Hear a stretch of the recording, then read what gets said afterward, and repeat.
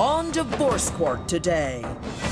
Can a relationship that starts with a lie survive the truth? Courtney told Lee she was 18 when she was really 14. 6 years later, she is growing up and he is moving out. Lee Bradford and Courtney Reynolds have brought their dispute for Judge Lynn Toler to resolve.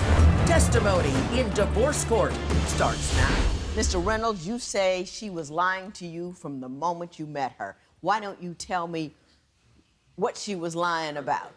I was told that she was 18 going on 19 when I first met her. Uh-huh. Come to find out, she was 14 going on 15. I was 23 years old. You know, I was living, getting ready. Where did you meet her?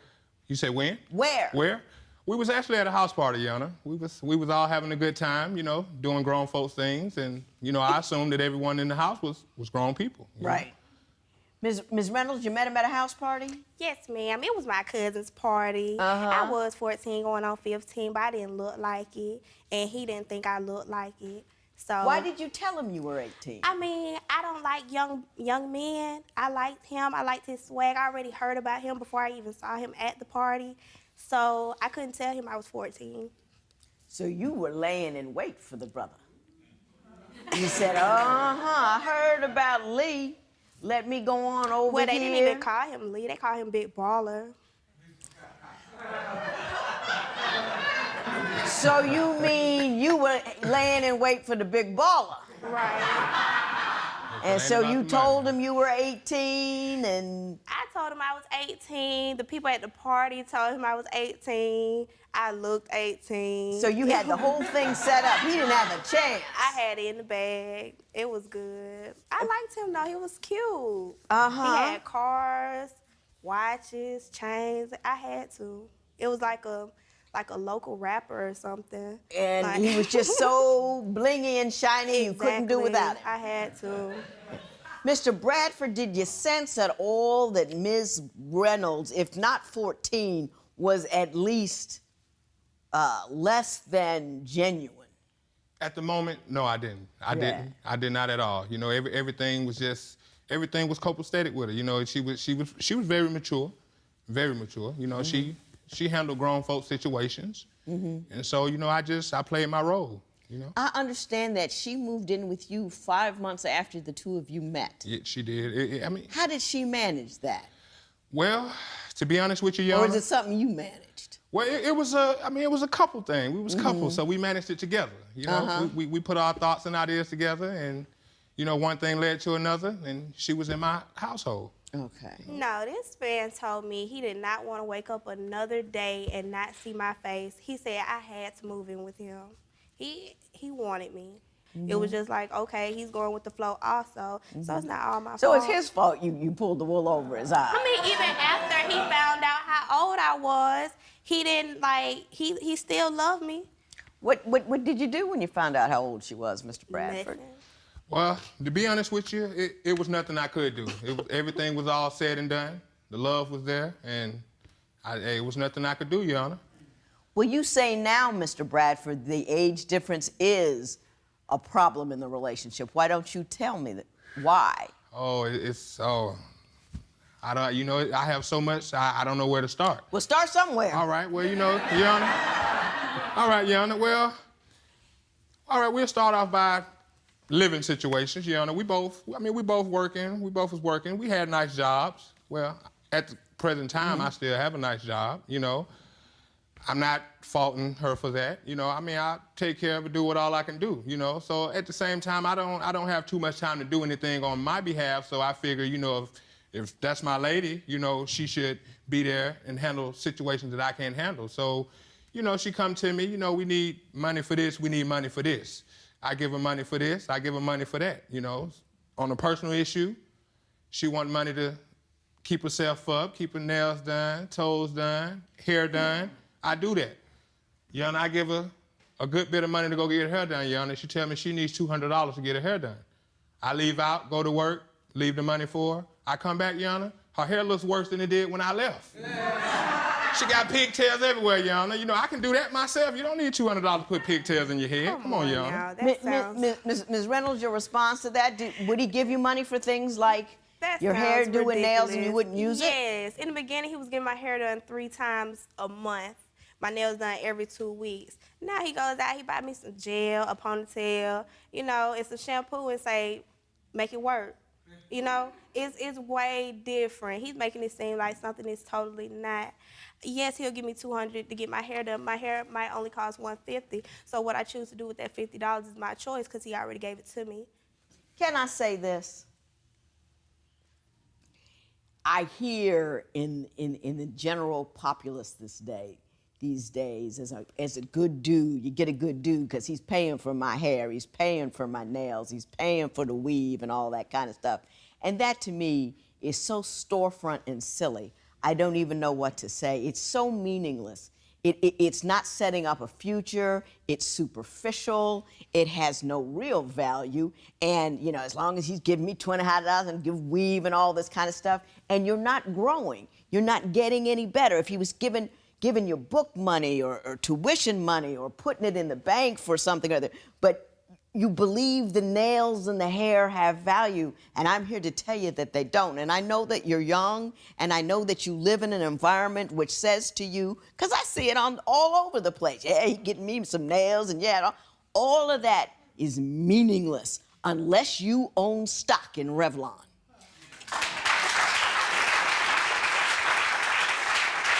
Next, which is worse, Courtney's Southern cooking or what she wrote about Lee in her secret diary? Have you been living together for years but find that splitting up is as complicated as divorce? Call toll-free at 1-877-311-2222 or visit our website at divorcecourt.com. Become a fan at facebook.com/divorcecourt. Real relationships in crisis. Divorce Court, the do-yous. Ms. Reynolds, I'm gonna give you an opportunity. I said what I had to say. Do you have any response to that? Did I get it wrong in some way, shape, or form? Yes, because I feel as though if he wanted to pay for my college tuition or something, I would let him do that also. Whatever he's willing to pay for, he can do that.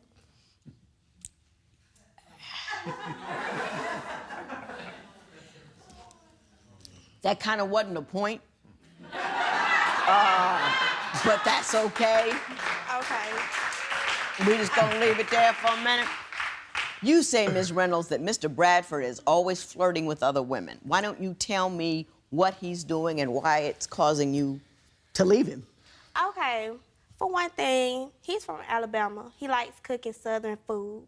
He wants me to get fat. He made me gain, like, I would say 40 pounds.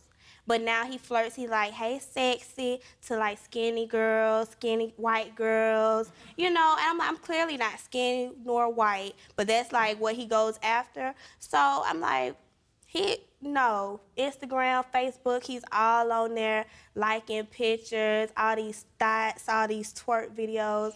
I can't do it. No.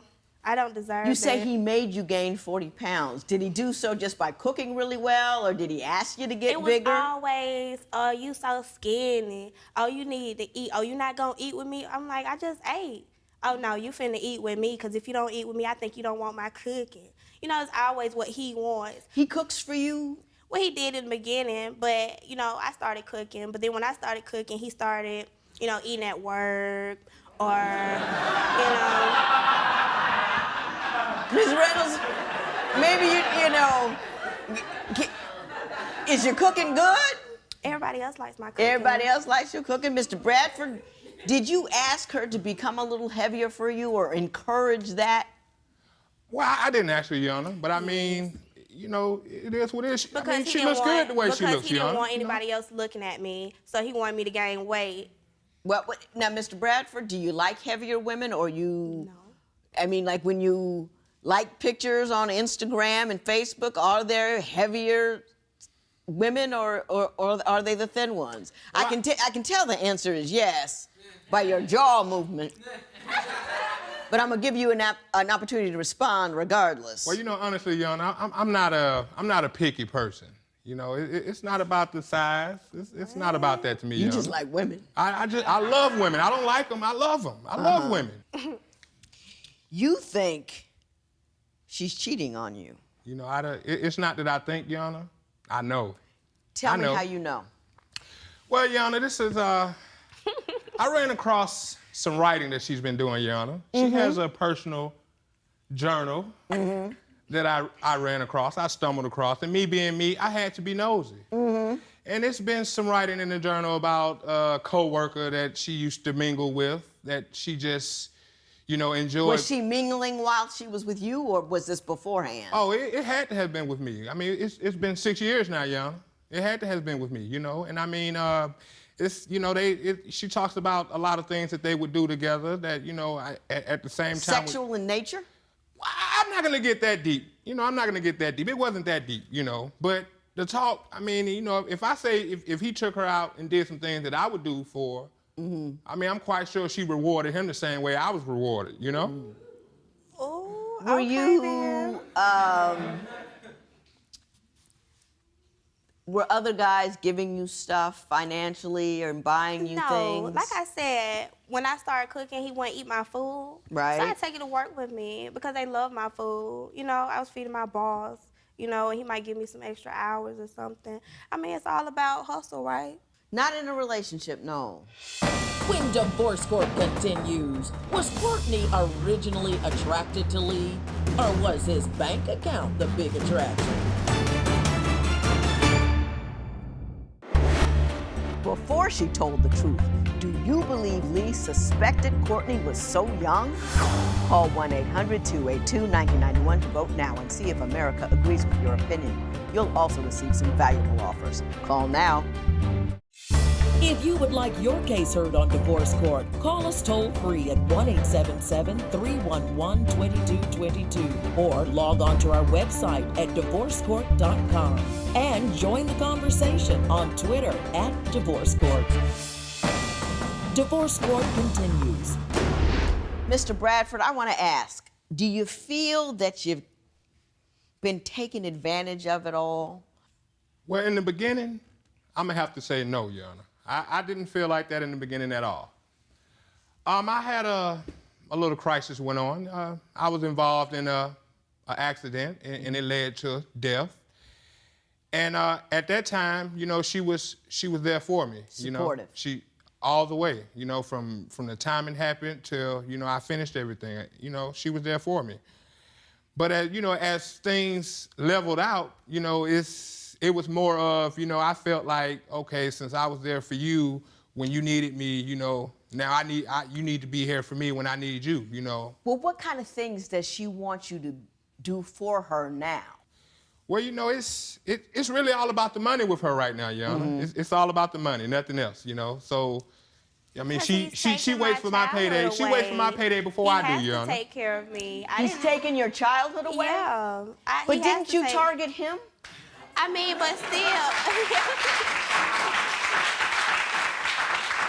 I mean, either way, I did what I had to do. I cooked, I cleaned, I did everything. I was belittled in front of his child, you know, all types of stuff. How would he belittle you? Oh, he's leaving for work. Oh, it'll be nice if you vacuum. But I'm not a dirty person. The house stays clean.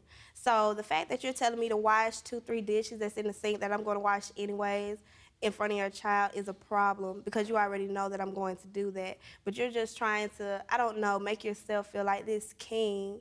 I mean, I might be so shallow right now and it's all about the money. I did care about him. But, you know, through all the hey sexes and all the everything that he does, you know, I'm just like... To other women? Exactly. It's just like, give me my money and let me go. You know, that's where I'm at now. So let's get to the party. Ms. Reynolds, you're deep. I gotta say that. I think you're an interesting 20-year-old.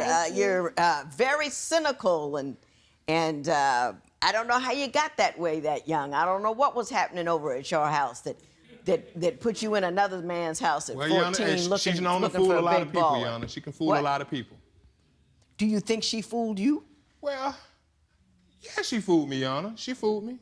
From day one. I was fooled. Let's I get fell to for this it. party, I fell for it, though. Yana. This is my house. I'm saying Don't because get you guys are making him confused. seem like he's just so much, and I'm just like, I've just I've manipulated given you him. an ample opportunity to explain to me what you wanted to do, when you wanted to do it, and why you wanted to do it. You're the one who told me the story. Right, I didn't tell the whole story. But what would you like to tell me that I haven't heard? Okay, for one thing, he had sex with my friend. Did you have sex with her friend? Now, I wouldn't call it sex, Your Honor. I wouldn't call that sex. I wouldn't call it sex, Your Honor. It was... Well, what would you call it? Well, first of all, since she want to put it out there like that, Your Honor, she basically gave me permission to do what I did to her, Your Honor. How did she do that? Well, you know, We was at a party. He was belligerently drunk. He wanted to have sex with me. I said, no, get it together. No. So he said, oh, well, can I do it with your friend? I said, I don't care what you do. She asked me, well, can I do it with him? I said, I don't care what you do. That's permission. So that's permission. That's permission. That's permission. Wow. I mean, I'm scared of you people. Judge Lynn Toler's ruling next.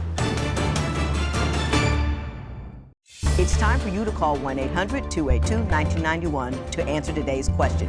You'll receive some valuable offers. Call now. Divorce Court. Judge Lynn Toler's ruling right now. Ms. Reynolds, I understand that you are seeking $4,800 in transitional support from Mr. Bradford as you move out of his house. Why don't you explain to me why you believe you are entitled to that amount? Well, he's the reason why I'm not working right now. The whole time that I lived with him, it was made clear that he was going to take care of me. We wasn't planning on breaking up or anything, so I thought he was just going to be my, I guess, life support or something. And the fact that we're splitting ways, he should, you know, make sure I can get to where I need to get without him. I just want it for like 6 months, and after that, he can go on about his life. Did you quit school in order to be with him? No, I didn't quit school. Did you give up anything in particular? Were you going to go somewhere? Did you have some? Is there something that you gave up? Well, as in... Based upon his promises to you? Right. I could be in school right now. I mean, I graduated, but I could be in school right now doing my dream, but I'm not. Let me explain something to you about shacking up. It's a bad idea. And it's usually a worse idea for a woman, especially if she hasn't got a job. You can't expect, when you get married, there's a commitment on both sides to honor, love, and care for each other. And there's also an economic commitment and on both sides to make sure that the ship stays upright. When you shack up with somebody, you don't get none of that. You just moved in. You just the side piece that became permanent. And what happens is you don't get any of the benefits of a marital contract, because that's a contract. And part of that contract was that one person was going to take care of another person, and when that contract is breached, that other person makes good. When you just roll in and move in with somebody, you don't have those benefits. That's why you should be careful about what you do. You're just a little girl, and I want you to rejoice in that. But you should do what little girls do, which is learn and to stay with your family and not attempt to reach out for the bling and the baller, but you should attempt to reach out for the knowledge and for the education and for tomorrow. If you're gonna be a person who seeks to have others care for them, you make sure they put a ring on it before you give it away, because that's the only obligation that you have.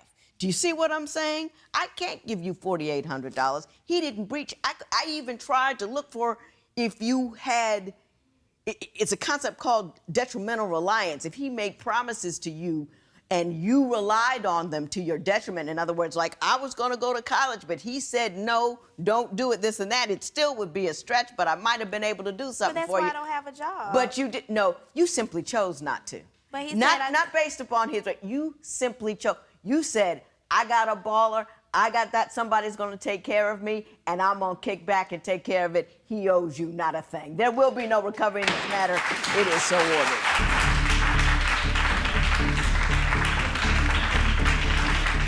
Lee and Courtney appreciate the judge's ruling and both look forward to new relationships.